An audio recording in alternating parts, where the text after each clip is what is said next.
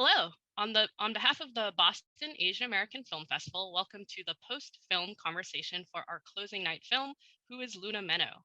I'm Anna Zeng, the programming director for BAAFF, and I will be moderating today's Q&A. I'm pleased to welcome Jef Mizushima, director, and Luna Menoh herself. Welcome to our filmmakers. Whoa, hello. Here we go. Hello. Yeah. I think to start off, I just do want to stress on camera just how much our programming team loved this film. Like, it was just such a delight, a fun ride through and through. And I'm sure a lot of the audience also loved it. Jef, I love your hat.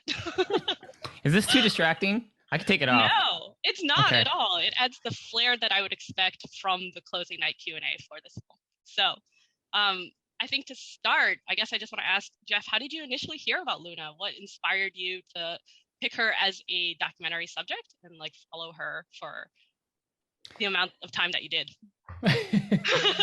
Yeah. So I did not pick Luna. Luna kind of picked me in a way. This whole project started in 2007, just like in the documentary that we say. We're assuming that everyone who is watching this Q&A has watched the film. Yes. Okay. So I'm not going to give spoiler alerts. No spoilers necessary. This started in 2007, and I was originally hired by one of Luna's friends and the producer of this film, Reiko Kondo, who still owns a record label that one of Luna's bands was on at the time. And I was first hired by Reiko to just do some video behind the scenes of Luna back then.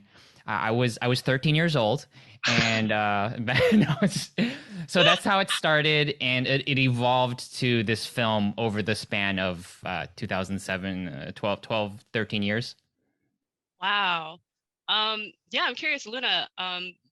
So the reaction scene that we got in the film after like the first cut version of the film, how accurate was that, Luna? Were those like your true feelings at the time when you saw the first cut?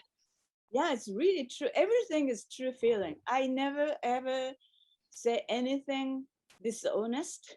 Even I think it's really towards the end, I forgot my line. That is really true. I didn't know that Jef is expecting me to say that, but it's just everything is so true.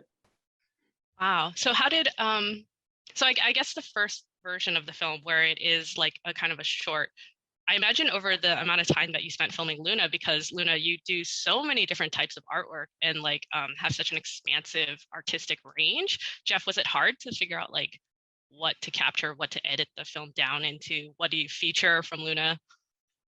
Oh yeah, that's one of the major struggles. I think I say this in the movie where there's just too much to.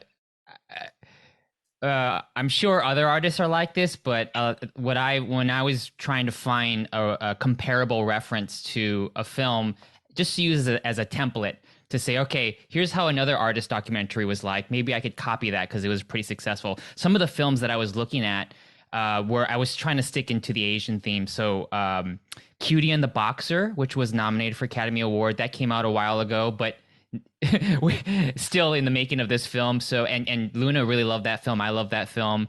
I looked at that. I looked at some other films. There was that one about the polka dot. Oh man, am I forgetting that artist? Yeah. There was that one, Infinity or something like that. That one, and that was more of a traditional, I believe, a traditional type of artist documentary.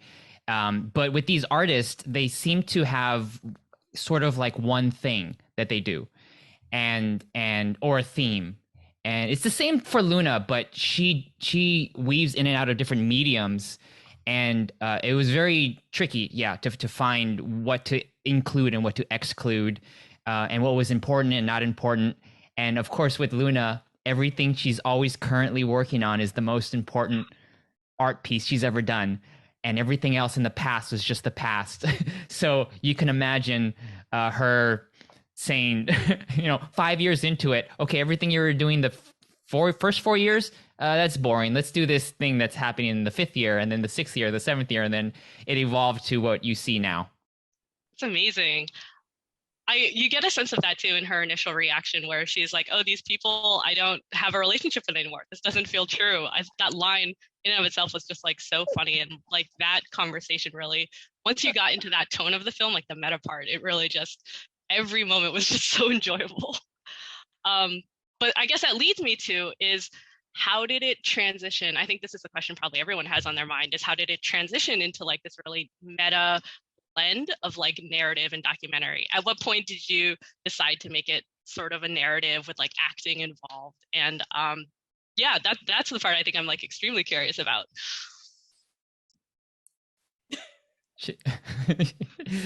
Any comments, Luna, or should I say my 2 cents? Those meta things is, I never think about it. It's just my last 12 years, Jef keeps shooting me, and then I don't know what it's gonna be, and I have no idea what Jef is gonna do with those so many footage of, and he just keep collecting it, and then I have no idea. So that is what Jef showed me, that I was tricked by him too. 20 minutes and it's, oh, is that it? And then, so it's like I have the same reaction with same as everybody, and then I never really think about it. It's like after that, and then my close up and says it's too good or something, it's like, so I was tricked by Jef very beginning. I never know what he's gonna do. Mm-hmm. On my end, it's a combination of 3 things that almost happened together. The first part that was just happening throughout the whole process was Luna and her husband Tosh, who also had a big voice in this whole creative process of, as I was showing them pieces of what I was doing, there was a positive, overall positive response as they see a little bit here, a little bit there. But then over time, as I needed the time to put everything together. They had second thoughts, like, oh, you know what you did? You showed me that 5 minutes last year. We don't really like it anymore, or we like it, but could you do something different? Could you do something different? And just like in the documentary, Luna, at a certain point, she was just not into the template of the artist documentary. She just wanted something different. She didn't know what at the time, but she wanted something different. So that was the first thing. The second thing that happened was behind the scenes, behind Luna's back. It's in the film now, but so a lot of the film, just to clear this up, it's all based on reality, and a lot of the things that look fake, they were in fact reenactments of things that actually happened. Gotcha. So it's not like I had a camera on. I knew I had the forethought to have a camera right when I was having a breakdown. It wasn't like that. It was recreations of it. Some of them were genuine. Like I just happened to have a camera as something was happening, and I recorded myself, or captured Luna. But so this was unfolding throughout the many years. I had one of my good friends, Junya Sakino, who's a producer and a co-editor on this film. And he also makes a little cameo. He was a film school friend of mine. We did a film together called Sake Bomb, which I believe played at this festival a while ago when it came out in 2013. He directed that one. So I always confide to him on our creative, in both of our creative projects. And I don't know what year it was, but after the many years of him hearing all my stories, and I was just like, what if I just... I was just ranting towards him. And then he was just saying over a beer, or I don't know what the occasion was, but he says, hey, you know what you're saying right now? That's more interesting than what you've been doing this whole time. So why don't you just make it about that? Make it about you making the documentary. And if Luna decides, screw it, screw everything, you could at least make it about you. Not that... It's like I already have a big ego. Let's have a bigger ego with finishing it. So that was the second domino. The third thing that finally put it all together, and what I pitched to Luna, and she eventually kind of took over, was one of my favorite filmmakers of all time. I have this, hopefully it shows up on this camera. I have this DVD set. It's the films. Oh no, it disappeared. You can't see it. Oh my God. Zoom technology. What if I wave it like this? All right. So what I was trying to wave there is a DVD set from one of my favorite filmmakers, Kaveh Zahedi. And he's been around for a long time. I think he's like a professor at NYU right now. But he was in my first film, Etienne, about a hamster, and we're not close anymore. But I've always been a big fan. And in 2017 or 2018, right around then, he came up with a YouTube show. It's called The Show About the Show, and it's on this network called Brick. It's a Brooklyn-based network, and the show about the show is he's in it, and it's a documentary series. And the show, every episode of this show is about the making of the previous episode. Oh wow! So the first episode of the film is about how they made the first episode. The second episode is how they made the first episode. The third episode is how they made the second episode. Right. And it's this very meta diagnosis of the creative process and format and motives and all the behind the scenes stuff. It's amazing. I think it's even still on today if you look it up. The Show About the Show. I'm getting no money from promoting this. I don't think he even remembers my name, but it's a really good series. And I showed Luna a little piece of that, and then I think she liked it. She hasn't complained about it yet. and then after that third piece, then we collaborated and put this all together that you see right now. Gotcha. That's such an interesting development. So since you said that a lot of what happens in the film is reality, and then what we see is reenactments, does that mean, Luna, you were actually doing your own version of the film as well after you first saw Jeff's? You mean that actual in a documentary, or? I guess in reality, were you also shooting? Did you take creative control and decide to shoot your own version? I did it later after I finished this movie. Jef was interviewed, and he's talking about how I tried to control what Jef is shooting, but all the time I never really conscious about it. I never think it's control Jef at all. By the end of this shooting, and then it's a coincidence. Just Jef told the coincidence with making the Jef's the shooting. The coincidence, I was thinking about in the middle of this documentary, maybe 6 years ago or something. I talked to Reiko, the producer, and then, Jef never finished the film, and what to do. Maybe he never finished it. And we often talk about Jef all the time. It's a subject matter. So I was like, hey, Jef is so funny. It's like he has a strange sense of humor. I think it's shooting Jef is much more interesting than my documentary. And I said, why don't we keep doing it? It was like shooting Jef to make it. It's like it's totally coincident that Jef was talking to Junior about it, and I and Reiko was like almost a joke about.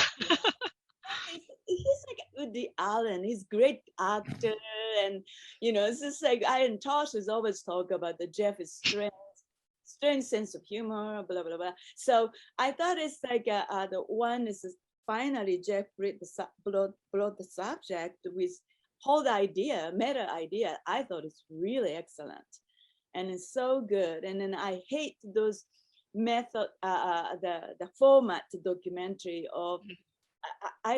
I'm a big fan of documentary, so I watch so many documentary. It's like it's all the same, and doesn't has to be him. Doesn't has to be this person. It just all the same. So I just think about this. The meta is a good idea, but at the same time, I respect the Jef to be a director. So I never think about. I'm take over the director's part. I'm just me. But Jef said is like when I doing something, and then Jef is like really far away, and then hey Jef, I'm doing something. So I told Jef, why don't you come here and shoot? I'm gonna do okay. 3, 2, 1. What? So, Jeff's camera is like really like a wide lens or something, and no, it has to be close up, and it's look at my face, and that's probably Jef think I'm directing. Tell me what to do. But I thought, I know what I'm gonna do, and then what I know what is I'm look like a good, it's like from here, what, from this and the timing and everything. So Mhm. I was thinking I'm trying to provide my information to Jeff. Right. So really I am directing at all. That is actually a great segue, though, because you mentioned Jeff's acting and how you and Reiko thought, like, oh, Jeff would be an amazing actor. Jeff, was this your first time acting? Well, I wasn't acting per se on it. That But I know I actually was I was forced to act in my second feature called Salad Days, Mhm. and I was again myself because I don't know how to play anything else of an exaggerated version, or maybe not so exaggerated if you know me, a version of myself. And one of the things I will say about performance and acting is that number one, I believe that's part of Luna's art projects. So in the documentary, there's other models who don't have acting experience, and they're not even, some of them aren't even models. They're not even professional models. They're just friends, artist friends of Luna, who she asked to model. And there's one interview in the film that I used in the edit that where the model is saying that Luna wants her to act, and she's never acted before. Right, And Luna right. Luna does this very often. And what she'll do in her art projects is whoever she's collaborating with, at one point she'll say something like that. Well, this is a performance. Do this, and then it kind of takes that whoever she's collaborating with, that person never is used to having the camera or the spotlight turned on them. They're always behind the scenes, so they go, oh, okay, this is different, and they just go with it. And in the context of this film, I thought it was one of the criticisms that I think is valid, is that some people, when they see the reenactment portion of the film, like the mockumentary portions of the film, they immediately go like, oh, that's a mockumentary, that I already know what's going on, and they kind of dismiss it. And even I've been criticized myself, where they're just saying, oh, Jeff, that's, we knew you were just, that wasn't real. But that was intentional. And one of the benefits of having a concept like this is that even if it did look fake, or if it did look like I'm a terrible actor or I was trying to act, that's the guise, that's the illusion of it. Like, it's supposed to look like that because that's what Luna is trying to do. Mm. And if you cut onto that, you're not ahead of her. You're playing into what she wants you to see. Right, And I right. think that that's what she does with her live shows, her fashion shows. If you, I depicted a few of it when I showed it in the first part of the film, but if you ever go to one of her shows, once there is in-person shows again, she plays around with, like she says in the movie, it's a fashion show about fashion shows. There's fashion on display, and there's a lot of ideas, but it's also playing around with what a fashion show is, and that is part of what we did in the movie. I think that came across really well. Like, if anything, it feels like the meta structure of this reflects Luna's sense as an artist really well. Like, it just feels like a really good marriage between presentation of the film actually being Luna's representative to an extent of like Luna's art form in and of itself. You other people might have caught on, but I the entire time did not see any of this as like directed, or like the roles that you, Minchi, and Josephine all had on screen just felt like so organic that it really caught me off guard. The ending scene where you like see all the cameras and everything, and I think that is what made it like such a delight, is because like at no point, as soon as like the first, it cuts from like your first version of the film, at no point did I know where it was going to go, and I loved that as a ride, because it's like almost so rare that you kind of have no idea where anything is going to go. But given that segue, I'm curious, how did you, with Minchi and Josephine, how did you get them on board? Like for the meta part, was it super simple? Like you just had to ask them if they wanted to do it? Well, both of those are my friends. Josephine is one of my good friends. Minchi's one of my, and Junia's good friend. They also happen to dabble in acting. So I had chosen, there were a lot of friends I could have chosen, filmmaking friends, because this whole time I wanted to keep it real. And even with Luna just happens to have amazing celebrity artist friends that we were able to get, who volunteered their time be on this, which is amazing. And I try to do the same with my with my kind of unknown artist friends. And I gravitated towards the ones who had some a little bit of acting experience, because there was a little bit of acting that was necessary. Minchi, he's a comedy actor. He does improv, which I don't know, Luna, if you know that, but he used to do stand-up improv comedy, and he was part of an improv group. Like I think at Second City or one of the improv schools for a long time. So that's how he is in everyday life. And the same thing with Josephine. That's how she is. She writes she's a writer on a comedy series right now. And she just has that natural ability. And she also, a lot of what she says in the movie, that's kind of what she told me in real life. That's not wasn't really me making that up. That was a conversation we've had, and it was always kind of a concerning, motherly, like, oh, you've done this. Kind of a backhanded. I'm sure many artists, children artists, their parents treat them that way. I will say the friendship that you had with both Minchi and Josephine, that is like a huge part of the delight of having watched this film, is that it really feels like a genuine friendship, like it comes across, the warmth and the willingness to be honest with each other. So you talked about this a little bit before, but I guess I wanted to expound on it because I know this is a lot based, it was a reenactment of a lot of what happened. I guess, were there parts of yourself for the feature, once you got into the meta narrative, that had to be hyperbolic? I guess, like, where's the line between your true selves and like what works for the narrative of like the overarching film? Like, were there any particular moments that had to be sort of made to be more eccentric or make for better filmmaking, I guess?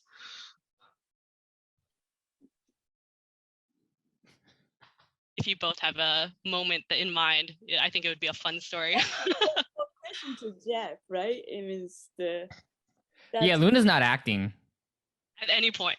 I don't believe it's possible for Luna to act. Gotcha. Told me that the basic kind of like dialogue kind of things, but I can't do it. It's just I'm not actress. Mm-hmm. So, but I have a true feeling, so everything is improvised, like just like, is everything so true feeling, and from the beginning to the end.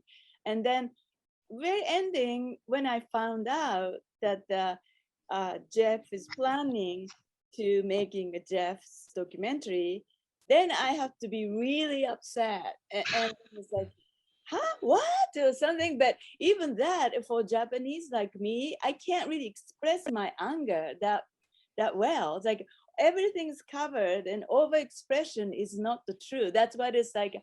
A lot of Japanese people feel that way. So I can't really express my anger. If I did it, I thought it's more like better.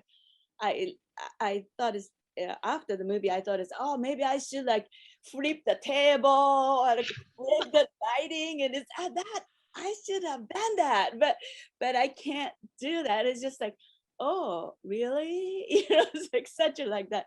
So everything is a true feeling, and is nothing really acting at all. Gotcha. I'm curious then. So there were a couple of scenes of when you were filming your own version of the film with the art critic, whose name unfortunately eludes me. I'm sorry. Where you dress her up in the device where she has to like scroll, and the silhouette. Oh, Moeko, yeah. Luna. Right. I was wondering, how much of that version did you film? Like, how much was there? Was it just limited to those scenes, or was there like a lot more that we as an audience don't get to see? I think we didn't have much left.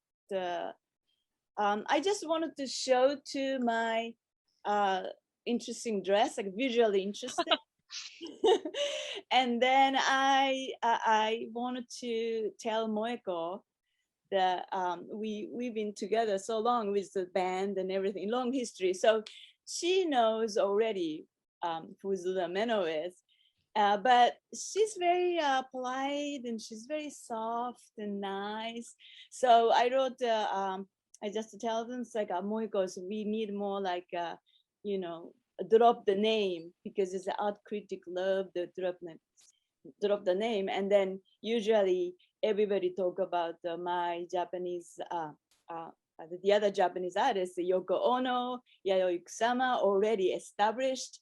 I'm not, so I just feel like I wanted to make a fun of it, and then so it's like, Moiko, can you tell that Luna Menoh is like Luna Menoh's art is like Yoko Ono's art without love.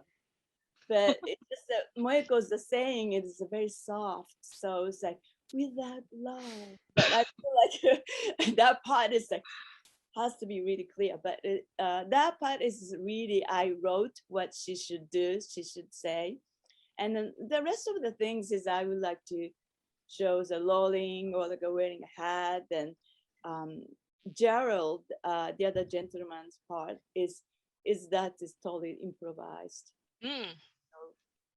Have they seen the final version of the film? I'm actually curious as to what like the reaction's been from both the people in the film and like I guess like other people outside too, because you've been to some other festivals already. What? Because you mean that people's reactions? In a theater? Both like I guess like some of the people that you knew that were in the film.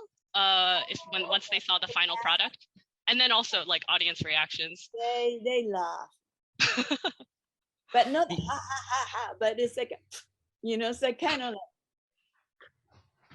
not really funny things, because people knew that I was kind of funny. I didn't mean to, but it's just the what I'm doing, and it's kind of strange or funny parts of me. So I think Jeff's part is very unexpected for audience. I mean, it's a funny sense of humor thing. With all of the Luna's friends that were in the film, many of them, maybe all of them, also participated in Luna's fashion shows and art shows. So this is not their first rodeo when it comes to being in a Luna project and then seeing with the results. I think I filmed over the 12 years almost every one of Luna's fashion shows and all of her shows. And we had after parties where we would watch the show afterwards, after we did a fashion show, and they would see themselves. And the reaction, I in my opinion, is very similar. So when they see themselves in the fashion show, that's not their normal. They're not models. And then when they see themselves in a movie, they're not actors. So I think it's an overall positive reaction, only because it's breaking their normal routine.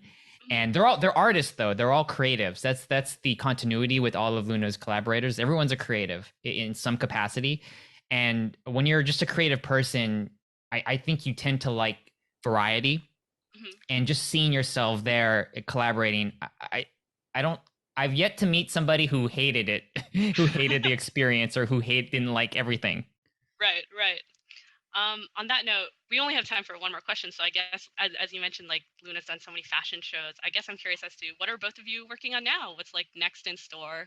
How can people follow you? Because I think this is definitely going to intrigue a lot of people into Luna's entire range of artwork. How can we see more of your stuff? And then Jef, what are you working on next?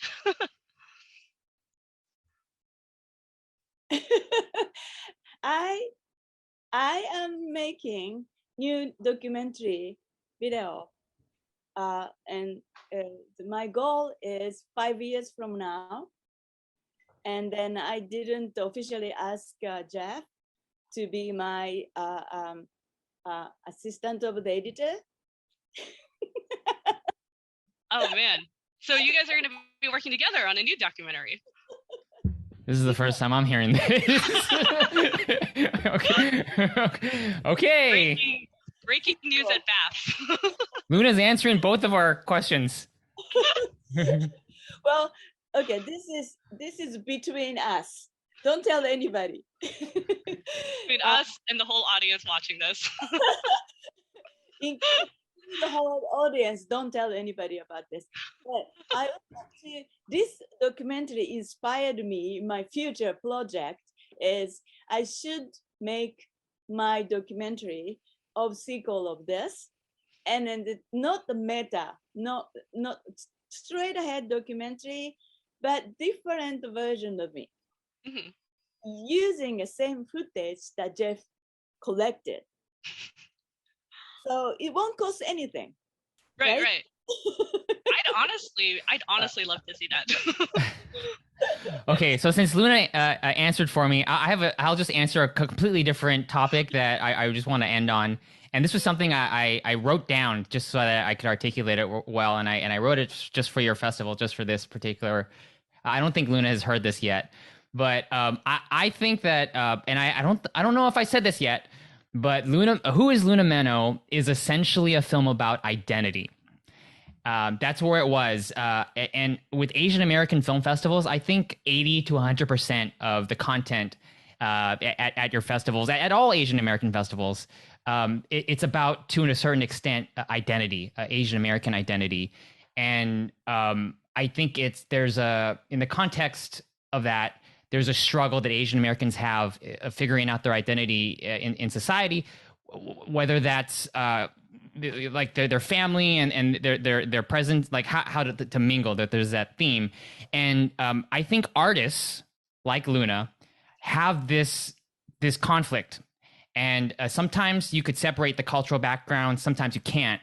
At the very beginning of this documentary, the focus was going to be Luna's struggle between her Japanese side and the Western side as an identity. And that was the major thing. That's where I was focused on and trying to chisel at. And over time, it ended up being this. But I don't think that we strayed too far from that original focus. I still think this is all about identity, about an artist's identity, and we just found a creative way to do that. And the last thing I'll say about that is there's this conundrum about an artist's identity, which I think is in the film.